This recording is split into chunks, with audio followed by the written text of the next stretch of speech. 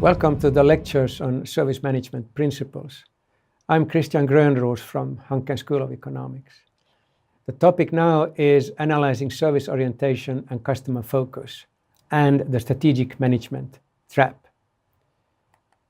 Now, the important issue is management focus.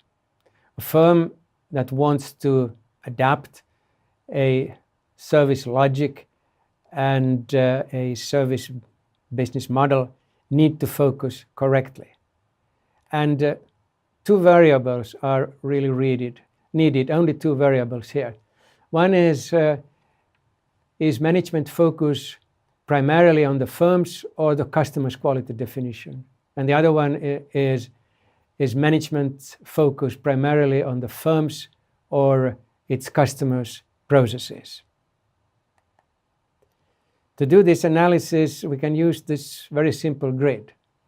The horizontal axis is relates to the focus on processes.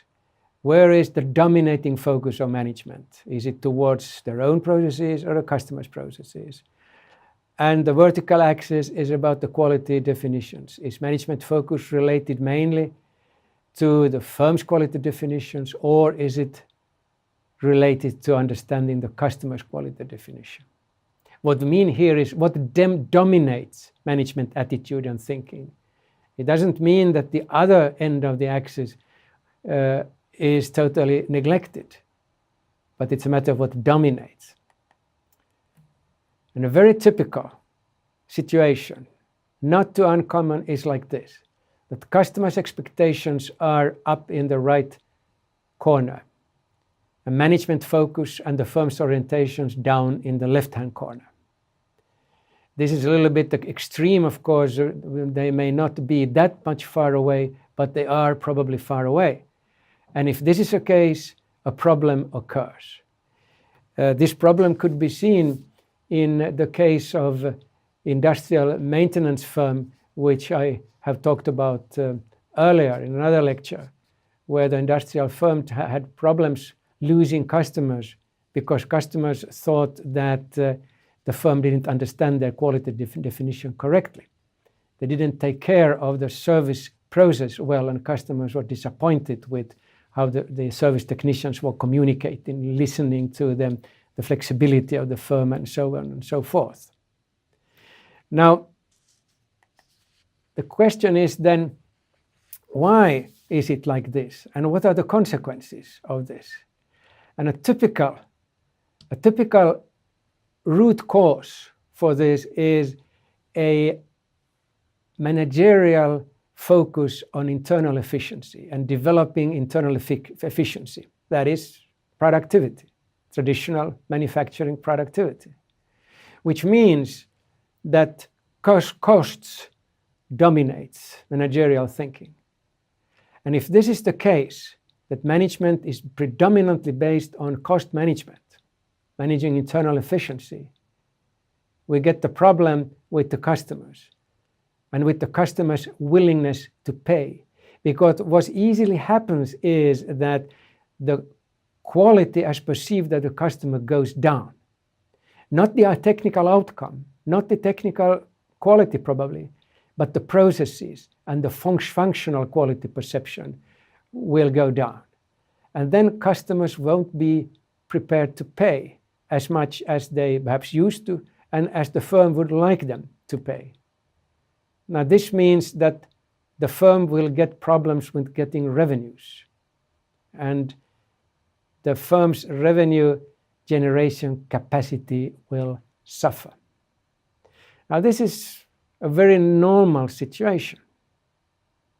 And the root cause here is too much of a dominance of internal aspects and internal efficiency aspects, and too much a neglect of the external effects of this. That is, what do customers want? What do they expect? An understanding, therefore, a missing understanding of the customer's processes and the customer's quality definition. So what needs to be done? This needs to be done. And if we again look at the case with the industrial maintenance firm, what they indeed did when they realized the problem was reshaping their strategy towards a service strategy. And they did a lot of internal training to make sure that their people, their employees, realized the importance of the interactions they had with customers when doing the job and were able to communicate with them and so on and so forth. So this is what needs to be done.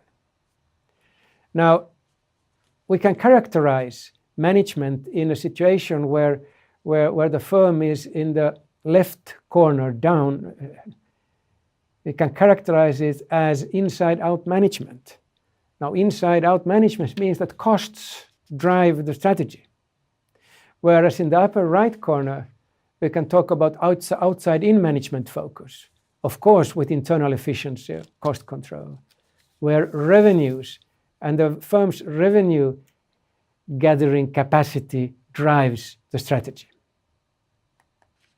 There are threats if we think in the wrong way and if management is based on inside out. There will be negative consequences on perceived quality, customer satisfaction, internal atmosphere, corporate image, on real productivity, not cost efficiency only, on profit. And there will be other negative aspects too. So these have to be taken into account, the possible threats of making the wrong decisions. There is a strategic management trap here.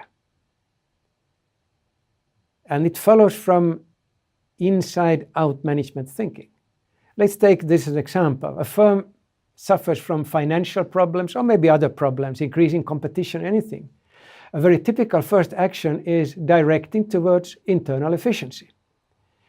In service, it is often people, but these days it relates to much other processes, resources, the digital solution as well. And if people are traded for digital solutions in a wrong way that customers don't like, we get into problem. So what easily happens is that the perceived service quality deteriorates when the wrong internal efficiency actions are taken.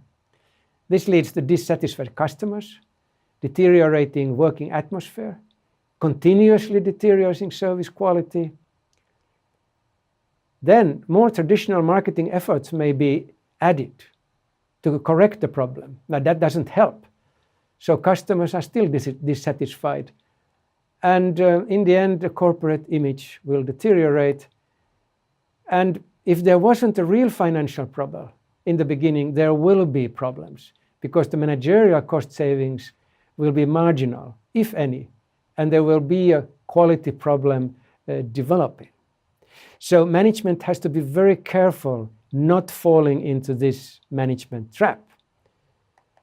Instead, you need to think in a service-focused way. That would mean if there are problems or problems are around the corner and something needs to be done, then improving the customer-firm interactions, that is external efficiency or external effectiveness, is what should be the starting point. Of course, not losing track of costs, because this will lead to a positive spiral. Improved control, perceived service quality, more satisfied customers, improving work atmosphere, continuously improving service quality, improving corporate image, increased sales value, and this again will feed positively into the positive development of the customer-firm interactions, which means that probably the firm can get more revenues, can improve the internal atmosphere, costs are still under control, business will be good. This requires outside-in management.